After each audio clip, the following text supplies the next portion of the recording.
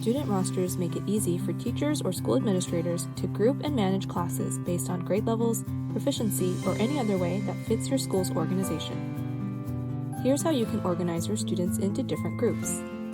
Log into your admin account at www.school.oksensay.com.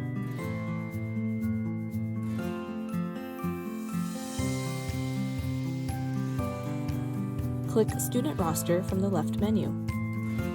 Click Create New to start a new roster. Give your roster a name. This could be something like Grade 3A or Beginner Level, and add an optional description if you'd like. Select the teacher who will be assigned to this roster. Remember, the teacher needs to have already been invited to your school. Click Save. Now you're ready to add the students. Click Import File. Download the template and enter your students' emails. Upload the completed file. Review the student emails to make sure they're correct. Click Save, then Close.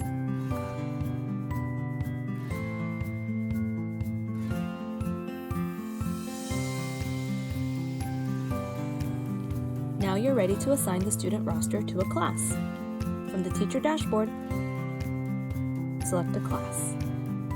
Click Invite Students. Click Import Students from Student Roster. Select the student roster you want to assign to the class. Click Import Students. You'll now see the list of student emails as well as their activation status. Active means the student has completed registration and set their password. Pending means the student has been invited but hasn't registered yet. Pending students will receive an email to register for their student account.